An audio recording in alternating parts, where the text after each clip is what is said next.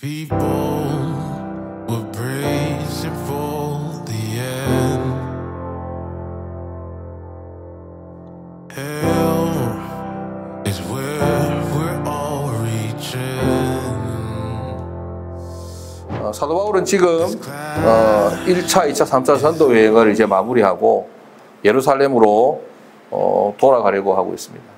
그 중에 어떻게 보면 가장 애착이 간다고 할 수 있겠죠. 에베소 교회의 이 장로들을 밀레도라는 곳에 초청해서 그곳에서 마지막 당부의 말과 고별 설교를 하고 있습니다. 바울의 에베소에서의 목회는 그야말로 겸손과 눈물 그리고 인내의 사역이었고 유익한 것을 거리낌 없이 전했던 삶이었습니다. 그 유익한 것이란 다름 아닌 복음을 말하는데 그 복음의 내용은 두 가지라고 했습니다. 그렇죠? 하나님께 대한 회개 그리고 예수님께 대한 믿음에 관한 것이었습니다. 어떠한 상황에서도 방해받지 않고 거리낌 없이 말씀을 가르치는 사역의 연속이었습니다. 그러면서 자신이 예루살렘으로 돌아가야 하는데 그 돌아가는 이유는 무엇이냐면 성령께 붙잡힌 바 되어서 성령의 이끌림 속에 나는 예루살렘으로 가고 있다. 가야 한다. 그런데 예루살렘으로 가면 환대가 있고 부귀영화가 기다리는 것이 아니라 결박과 환난이 기다리고 있지만 그럼에도 불구하고 주 예수께 받은 사명 곧 은혜의 복음을 증거하는 일을 마치려 하면은 내 생명조차도 조금 더 귀한 것으로 여기지 않기 때문에 내 생명보다 더 소중하고 귀한 것이 사명이기 때문에 그 사명을 따라 예루살렘으로 돌아간다라고 고백합니다. 이제 마지막으로 오늘 말씀에서 장로들과 제자들에게 에베소 교회와 성도들을 위탁하는 메시지를 전합니다. 28절 말씀에 이렇게 부탁하죠. 같이 읽어보겠습니다. 시작. 여러분은 자기를 위하여 또는 온 양떼를 위하여 삼가라. 성령이 그들 가운데 여러분을 감독자로 삼고 하나님이 자기 피로 사신 교회를 보살피게 하셨느니라. 아멘. 사도 바울이 누구에게 부탁하냐면 장로들에게 부탁합니다. 감독자. 주께서 오늘 우리에게 맡기신 메시지도 이와 같습니다. 사랑하는 여러분, 교회가 해야 할 일이 무엇입니까? 교회가 해야 할 일. 뭐 여러 가지 봉사활동도 하고 뭐 좋은 일도 많이 할 수 있고 그렇죠.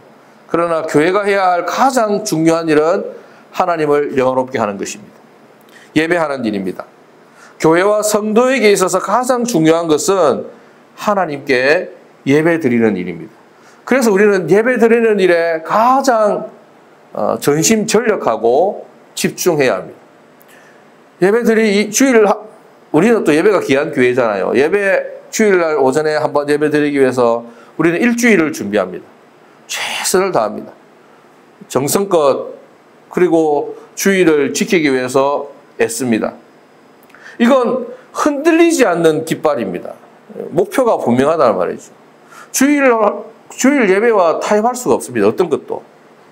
내가 주님이 나를 부르시지 않는 이상, 천국 가지 않은 이상은 주일 예배를 하나님 앞에 나와서 예배 드리는 것이 가장 우선적이고 가장 중요하고 가장 소중한 일인 줄로 믿습니다. 여러분의 인생에 있어서 이거는 딱 이렇게 그 누구도 손 못 대는 것으로 주님이 나를 부르시지 않는 한 이건 내가 절대 손대지 않는다. 절대 타협하지 않는다.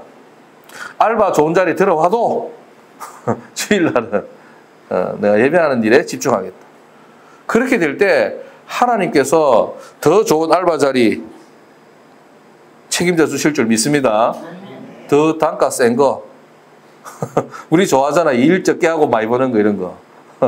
하나님 무노동 무임금 원하시는 거, 무노동 유임금 원하시진 않는데 수고하고 노력한 만큼 주시길 원하시는데 우리에게 꼭 맞는 것. 여러분 우리가 찾으려고 하면 우리에게 필요한 것 우리가 비록 내 자신이 찾으려고 하지만 잘 못 찾아요.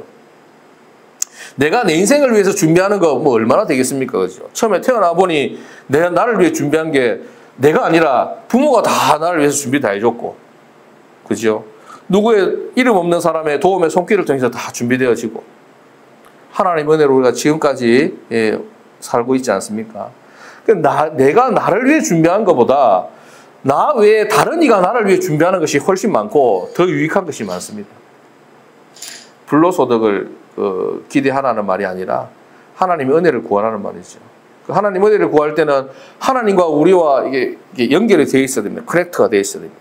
하나님께서 우리 인생을 책임질 근거가 필요하잖아요. 하나님께서 내 인생을 책임질 근거가 뭡니까? 내가 하나님의 자녀일 때. 하나님은 굉장히 인격적인 분이라서 아무렇게나 우리 인생에 들어와가지고 막 휘젓고 다니지 않는단 말이죠. 너 내 자녀야? 나와 관계가 있어? 이렇게 될 때 하나님은 내 인생에 개입하시는 줄로 믿습니다. 하나님께서 내 인생에 개입하실 근거가 되고 분명한 이유가 되는 게 뭡니까? 하나님과 나와의 관계지요. 제일 중요한 거 예배인 줄로 믿습니다. 목사가 이야기해서가 아니라 누구도 손 못 대는 걸로 나도 타협할 수 없는 것으로 딱 정해놓으셔야 된다는 거죠. 교회와 성도에게 있어서 가장 중요한 것은 하나님께 예배드리는 일입니다. 그러나 또 한 가지 하나님께서 함께하게 하신 성도들 그리고 목자의 입장에서 볼 때 양떼 영혼을 돌보고 섬기는 일 또한 교회가 해야 할 가장 중요한 일 중에 하나임이 분명합니다. 그렇기 때문에 이 사도 바울은 에베소 교회의 장로들이 하나님의 양떼들을 이 성도들을 잘 섬기고 돌볼 수 있도록 교회에 두 가지를 조언합니다. 첫 번째는 장로들을 향해서 조언하고 두 번째는 일반 성도들을 향해서 조언하죠. 첫 번째 장로들을 향해서 뭐라고 이야기하냐면 삼가라 이렇게 말합니다.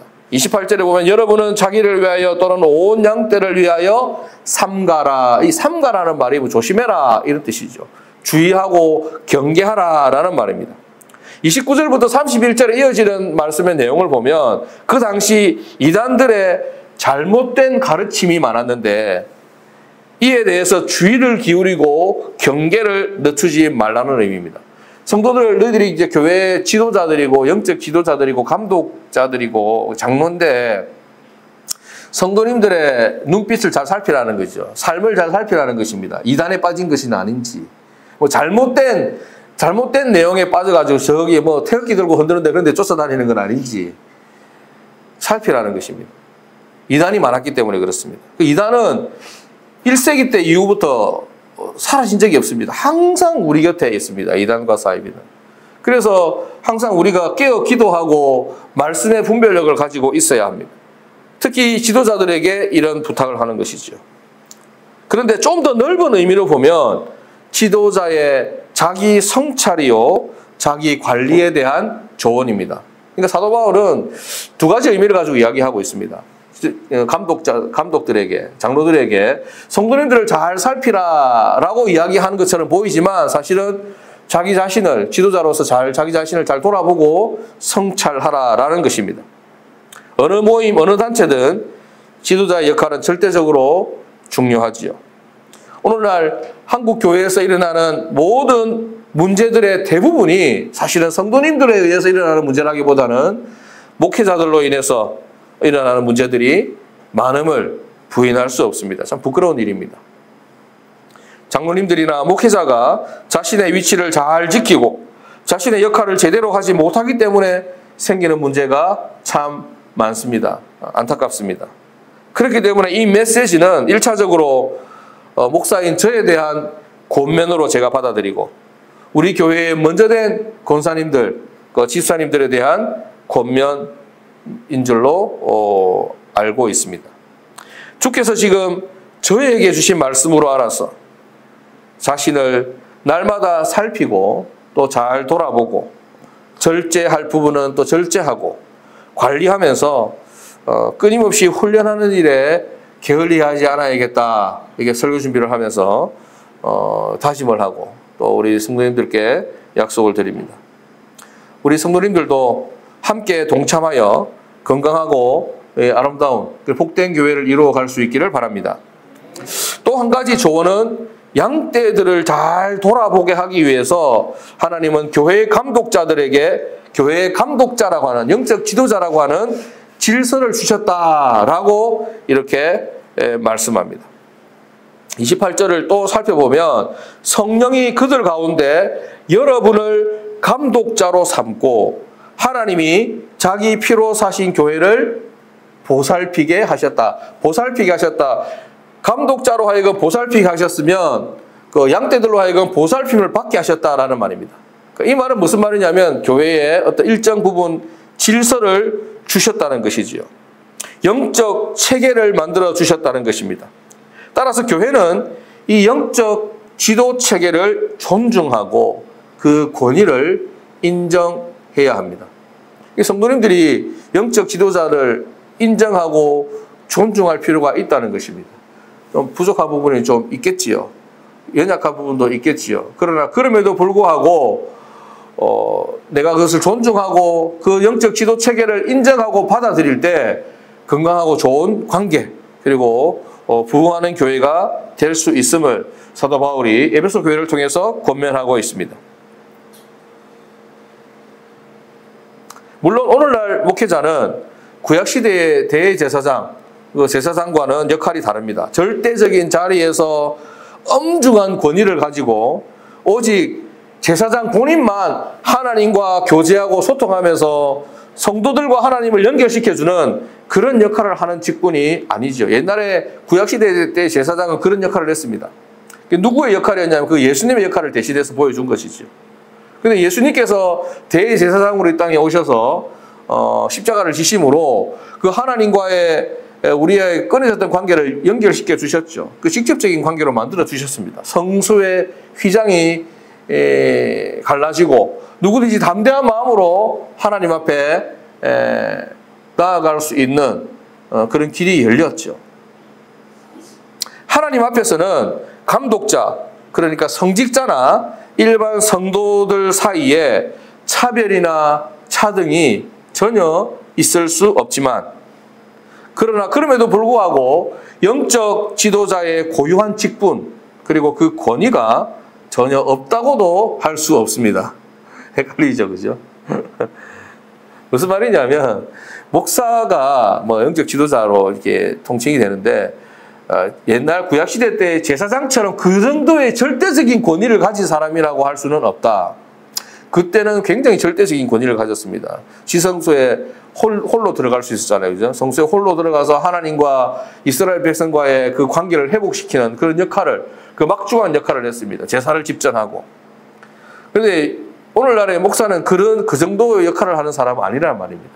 그러나 그럼에도 불구하고 일정한 권위나 영적 권위나 그런 지도력은 하나님께서 허락해 주셨다.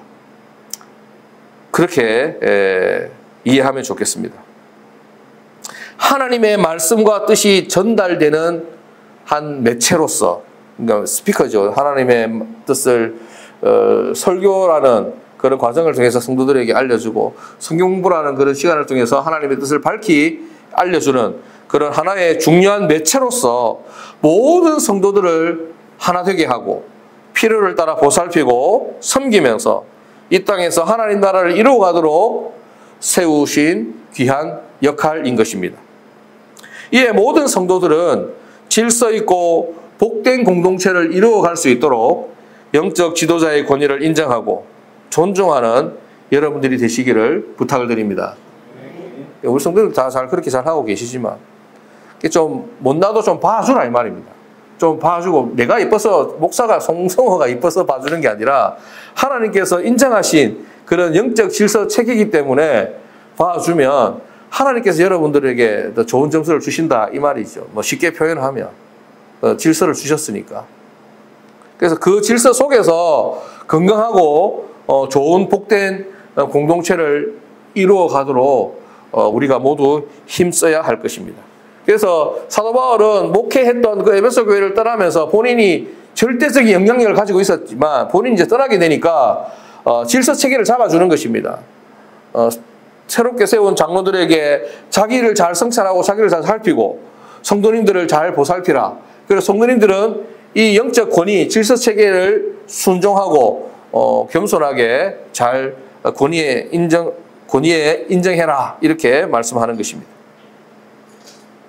그래서 우리도 이 말씀을 받았어. 저도 사도 바울의 권면을 받아서 자기 자신을 잘 돌아보고 성찰하고 또 성도님들을 잘 아우르고 잘 섬길 수 있도록 날마다 애쓰고 우리 성도님들은 이 영적 지도 체계 권위에 순종할 수 있기를 다시 한번 부탁을 드립니다. 마지막으로 오늘 말씀을 통해서 살펴볼 내용은 사도 바울의 사역적 물질관에 대한 말씀입니다. 일평생 복음을 전하는 삶을 살았던 사도 바울은 오늘 어떻게 본인이 고백하냐면 에베소 교회 성도들에게 은이나 금이나 의복을 탐하지 않았다 이렇게 고백합니다. 뿐만 아니라 힘없고 연약한 사람들을 물질적으로 돕고 섬기는 일에 앞장섰다라고 고백합니다. 33절부터 35절 말씀 우리 같이 사도 바울의 고백을 같이 한번 읽어보겠습니다. 33절부터 35절입니다. 시작. 내가 아무의 은이나 금이나 의복을 탐하지 아니하였고 여러분이 아는 바와 같이 이 손으로 나와 내 동행들이 쓰는 것을 충당하여 범사에 여러분에게 모본을 보여준 바와 같이 수고하여 약한 사람들을 돕고 또 주 예수께서 친히 말씀하신 바와 주는 것이 받는 것보다 복이 있다 하심을 기억하여야 할지니라. 아멘. 사도 바울이 이렇게 모범적인 삶을 살았다는 것입니다. 목회하면서 내가 은이나 금을 탐하지 않았다. 좋은 옷을 입고 싶어서 그렇게 욕심을 내지 않았다. 여러분들이 다 알지 않느냐? 그러나 내가 내 손으로 수고해서 내 동행들의 필요를 다 충당했고, 그리고 뿐만 아니라 약한 사람들을 돕고, 그렇게 헌신하고 봉사하며 살았다. 이렇게 할 수 있었던 건 뭐냐면 주 예수께서 친히 뭐라고 말씀하셨냐면 주는 것이 받는 것보다 복이 있다라는 말씀에 근거해서 내가 이런 삶을 살았다라고 고백하고 상기시켜줍니다. 사도 바울이 고린도 교회에 보낸 편지를 보면 사역자로서 교회와 성도들을 위해 수고하면서 교회로부터 지원을 받는 일이 결코 잘못된 일이 아니다라고 강조하는 부분이 있습니다. 고린도전서 9장 3절부터 12절 말씀 우리 같이 한번 찾아보겠습니다. 이건 근거를 대는 것이죠. 오늘날 목회자가 교회에서 월급을 받고 대접을 받는 것이 과한 일이 아니고 잘못된 일이 아니라는 것을 사도 바울이 일찍이 말하고 있습니다. 고린도전서 9장 3절에서 12절 말씀 제가 천천히 읽어드리겠습니다. 나를 비판하는 자들에게 변명할 것이 이것이니 우리가 먹고 마실 권리가 없겠느냐. 사도 바울이 이렇게 말해요. 먹고 마실 권리가 없겠냐. 나도 먹을 수 있고 나도 뭐 좋은 시원한 거 마실 줄 안다. 맛있는 거 먹을 줄 안다 이 말이죠. 우리가 다른 사도들과 주의 형제들과 게바와 같이 믿음에 자매된 아내를 데리고 다닐 권리가 없겠느냐. 부부가 같이 목회 사역을 해도 된다 이 말입니다. 사도 바울은 그렇게 하지 않았지만 다른 주의 형제들은 그렇게 한 것 같아요. 어찌 나와 바나바만 일하지 아니할 권리가 없겠느냐. 사도 바울과 바나바는 일하면서 사역했단 말입니다. 나도 일하지 않을 권리가 있다 이 말이죠.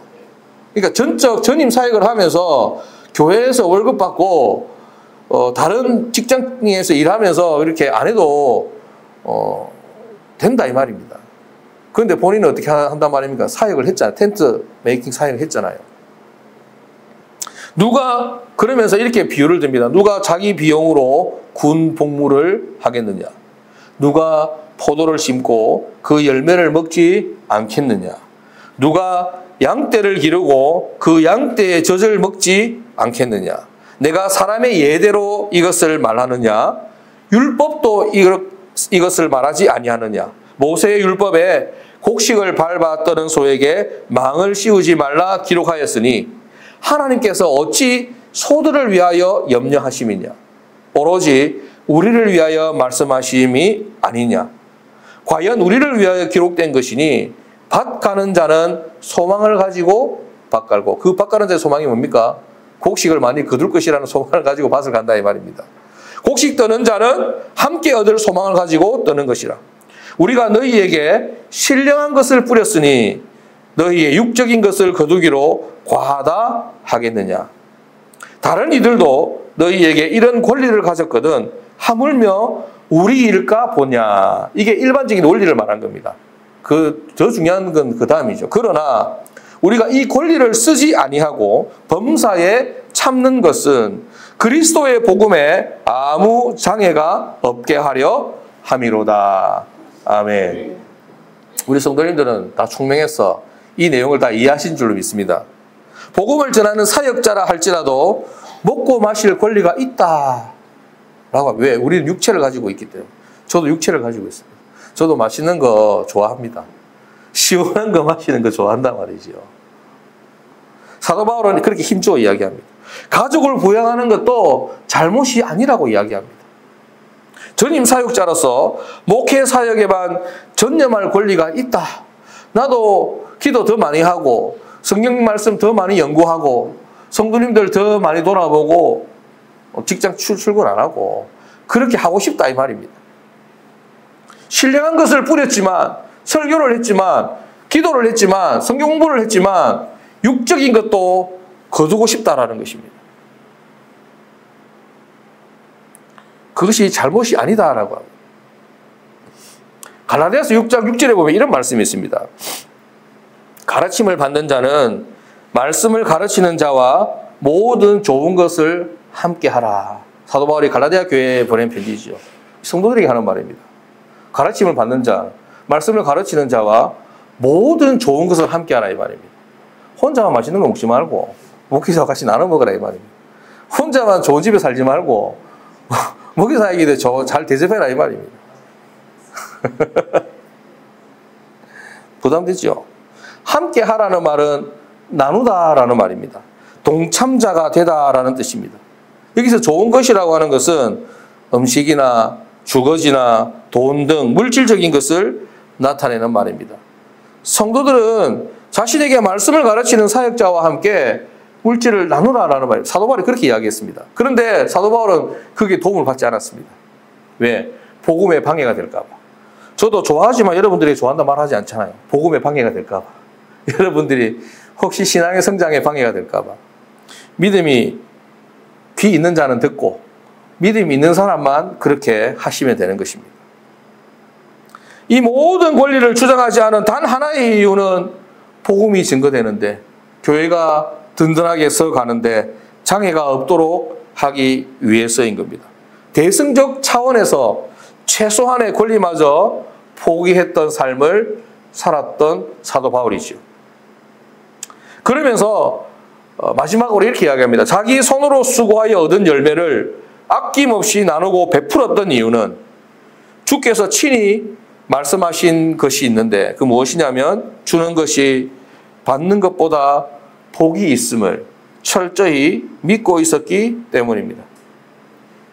사랑하는 여러분, 저는 여러분들이 받는 사람이 아니라 주는 사람이 되시기를 주님의 이름으로 축복합니다. 많이 생기면 내가 해야 되겠다 그렇게 마음 먹지 말고 지금 있는 것에서 나누고 섬기고 베풀고 흘려보낼 수 있는 여러분들이 될 수 있기를 주님의 이름으로 축복합니다. 제가 우리 전도사님하고 교육자회 하면서 사석에서 이렇게 이야기도 많이 하고 제가 언젠가 오후 예배 드릴 때도 한번 이야기한 것 같은데 저는 큰 물고기를 기대하지 않습니다. 여기서 말하는 큰 물고기는 큰 손을 말해요. 큰 손. 교회에 큰 기업을 하는 사람, 돈 많은 사람, 권력 있는 사람 이런 사람 오기를 저는 바라지 않습니다. 눈꽃만큼도 바라지 않습니다. 와봐야 뭐 우리 성도가 아닙니다. 우리 작은 물고기, 피리미 같은 우리 성도님들이 큰 물고기가 되기를 주님의 이름으로 축복합니다. 여기서 큰 기업이 나와야 되죠. 여기서 권력 있는 사람이 나와야 되죠. 여기서 큰 사업을 하시는 분이 나와야 됩니다. 저는 그렇게 믿습니다. 그렇게 되기 위해서는 피레미가 큰 기업이 되기 위해서는 어떻게 해야 되냐. 오늘 말씀에 주는 것이 받는 것보다 복이 있다.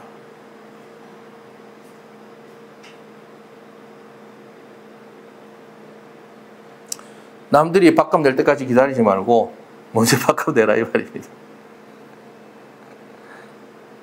많이 생기면 내가 해야지 좀 더 넉넉해지면 해야지 하지 말고 없는 가운데 과부의 두 랩돈처럼 없어도 콩 한 조각 가지고도 나누고, 내가 없지만 이거 쓰고 나면 내가 점심때 이거 쓰고 나면 저녁 먹을 거 없지만 그걸로 나누라는 거죠. 하나님 어떻게 보면 굉장히 잔인하죠.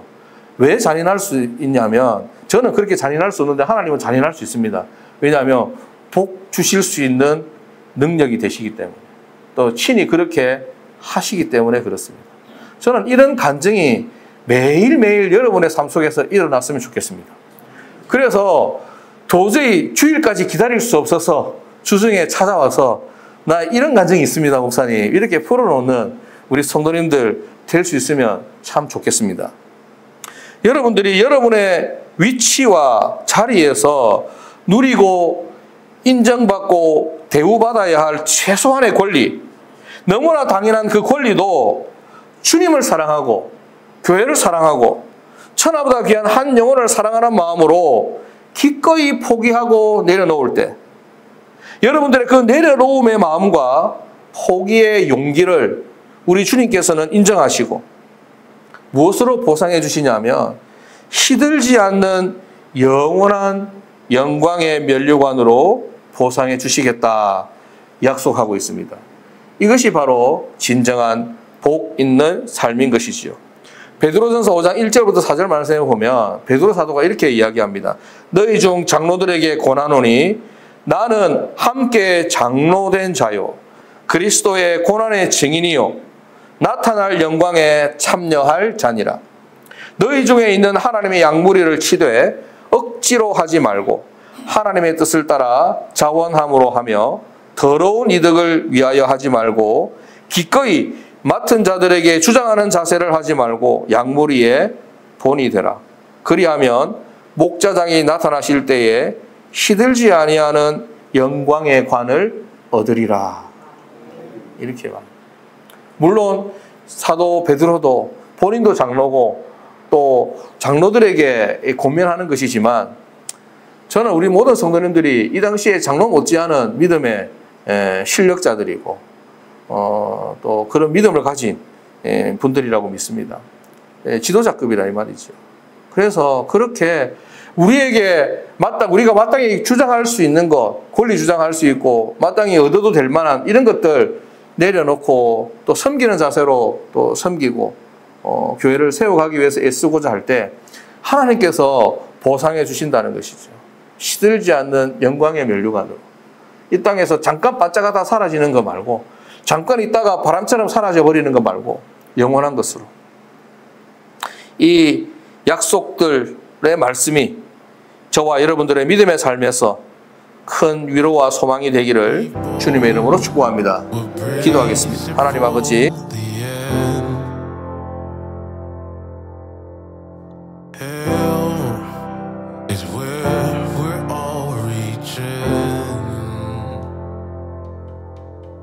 This clash is all